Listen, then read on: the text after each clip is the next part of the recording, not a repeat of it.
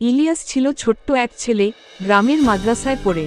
প্রতিদিন সকালে সে মাদ্রাসায় যায়, বিকেলে বাড়ি ফিরে আসে।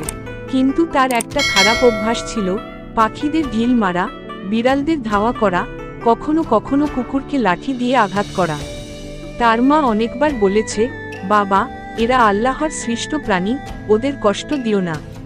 কিন্তু ইলিয়াস হাসত আর বলতো, মা, পাখির আবার কষ্ট কি? একদিন সে একটি ছোট্ট পাখির ছানা ধরে এনে খাঁচায় বন্দি করে রাখল।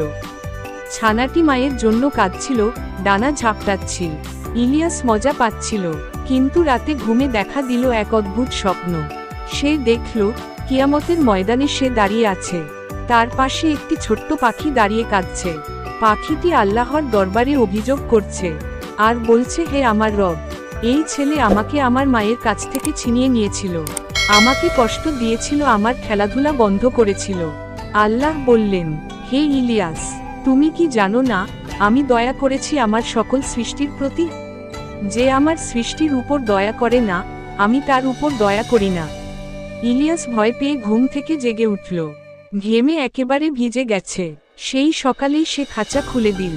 পাখিটি উড়ে গেল আকাশে, যেন আনন্দে গান গাইছে।